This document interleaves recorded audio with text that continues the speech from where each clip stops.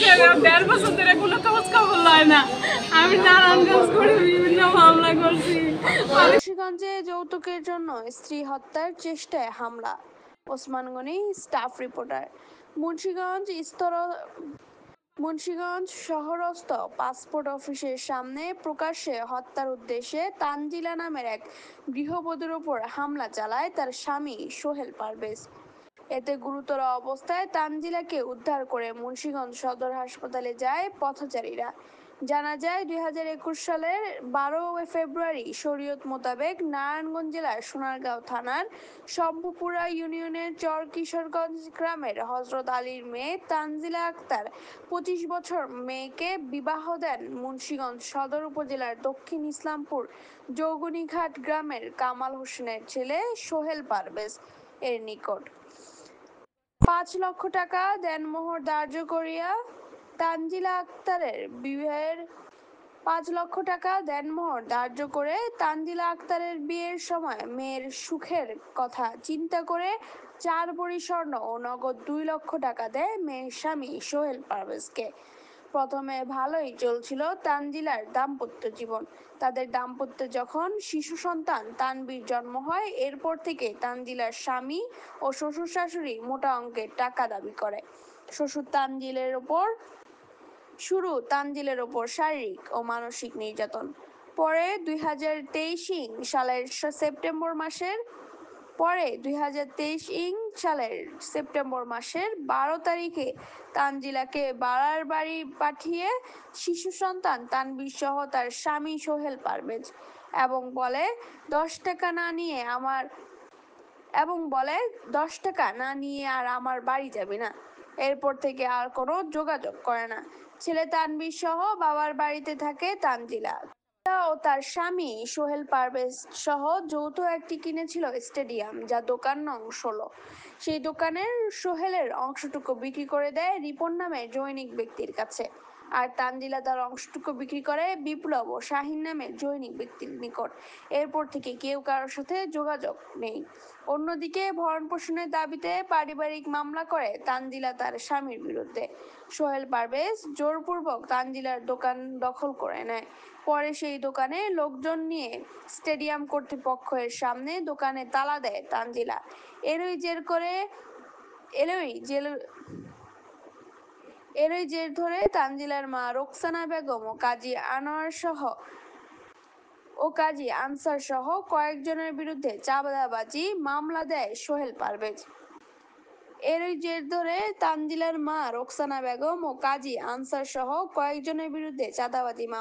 সোহেল পারভেজ। ঘটনার দিন বৃহস্পতিবার 15 মে দুপুর 12টার সময় তানজিলাকে মুন্সিগঞ্জ শহরের পাসপোর্ট অফিসের সামনে একা পেয়ে তার উপর অতর্কিত হামলা চালায় সোহেল পারভেজ ও তার মা রোজিনা বেগম। ননদ তাহমিনা, শ্বশুর কামাল হোসেন দাঁড়িয়ে থেকে তানজিলাকে মারার হুকুম দেয়। এ সময় সোহেল পারভেজ ও তার লোকজন মিলে তানজিলাকে বেদম প্রহার করে। তার ডাক চিৎকারে পথচারীরা এগিয়ে এসে তানজিলাকে উদ্ধার করে সদর জেনারেল হাসপাতালে নিয়ে গিয়ে ভর্তি করায়। এ বিষয়ে তানজিলা জানায়, তার বিয়ের সময় শ্বশুরবাড়ির লোকজনকে 4 ভরি স্বর্ণ ও নগদ 2 লক্ষ টাকা দেন। এরপরেও যৌতুকলোভী পরিবার তাকে আবারও 10 লাখ টাকার জন্য চাপ দেয়। টাকা না দিতে পারায় তানজিলার ওপর শুরু হয় শারীরিক নির্যাতন। নকল দলিল করে তানজিলার খরিদকৃত দোকানটি দখল করে নেয় তার স্বামী সোহেল পারভেজ। হামলার ঘটনায় মুন্সিগঞ্জ থানায় মামলার প্রস্তুতি চলছে বলে জানায় আহত তানজিলা আক্তার। DPC Bangla news.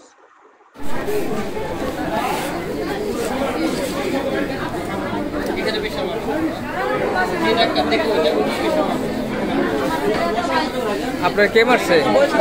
আমার জামাই। আপনার নাম কি? আপনার নাম? পারভেজ।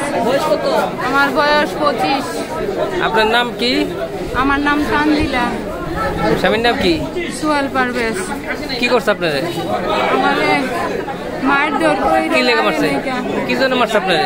আমার দোকান ছিল একটা, এই দোকানে জোর করে দখল করে থাকে। আমি না করছি দেখা, আমি সাংবাদিক না করছি দেখে এই সাংবাদিক নামে মামলা দিছে। এই সাংবাদিক নামে মামলা দিছে। আমি কইছি যে তুমি কি আরে বেটা নামে মামলা দিলা, আমার লগে তোমার লগে ঝামেলা না, কেউ লাগে ঝামেলা, তুমি কয় করে তুমি আমার কাছে আইও, আমি তোমার সমাধান করে দিব। এর লেগে আমি আইছি, তোমার মারে লে ওর মা ভাই বোন আরো মানুষ এই আমার পাসপোর্ট অফিসের সামনে ইচ্ছা মতো মারছে। আমি অনেক মনে করতারি না। এখন আপনি কি চান?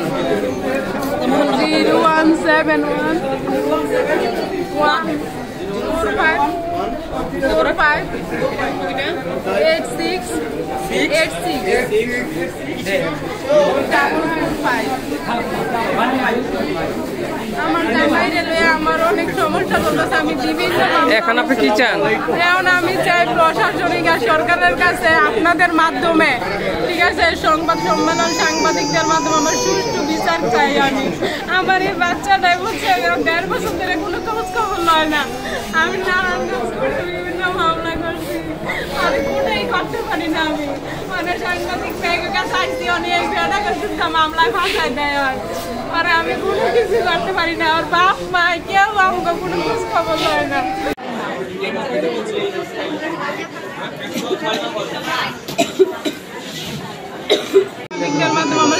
বিচার চাই আমি। আমার এই বাচ্চাটা বুঝছে 1.5 বছর ধরে কোনো খোঁজ খবর লয় না। আমি নারায়ণগঞ্জ করে বিভিন্ন মামলা করছি, আমি কোনোই করতে পারি না। আমি মানে সাংবাদিক ব্যাগের কাছে আইসি, অনেক বেড়া করছি মামলায় ফাঁসাই দেয় হয়, পরে আমি কোনো কিছু করতে পারি না। আর বাপ মা কেউ আমাকে কোনো খোঁজ খবর লয় না।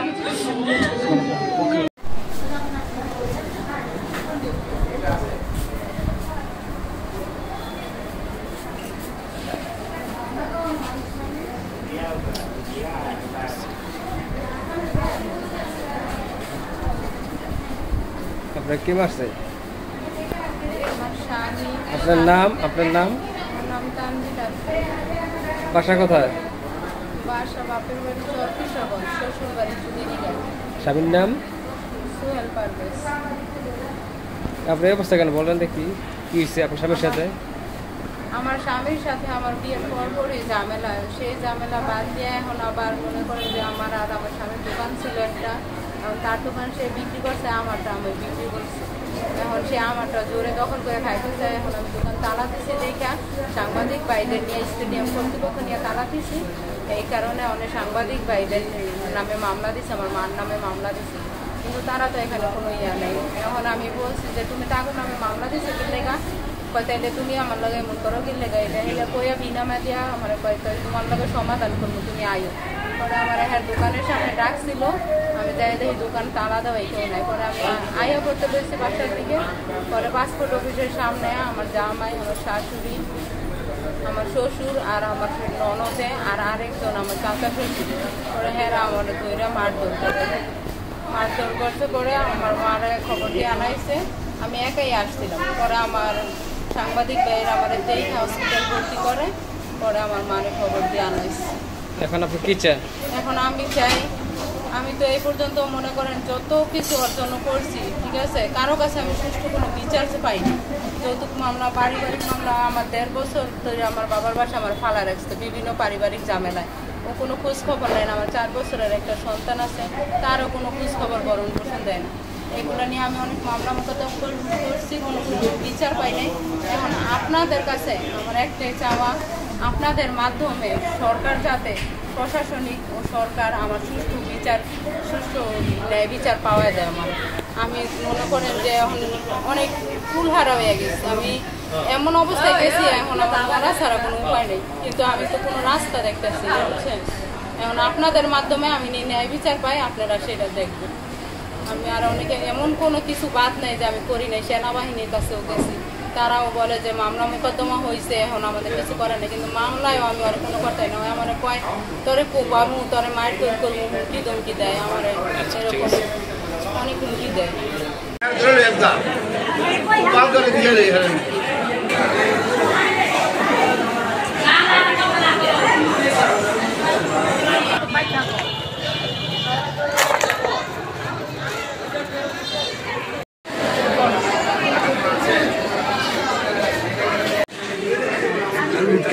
লইয়া পড়ো তো ক্যামেরা দিকে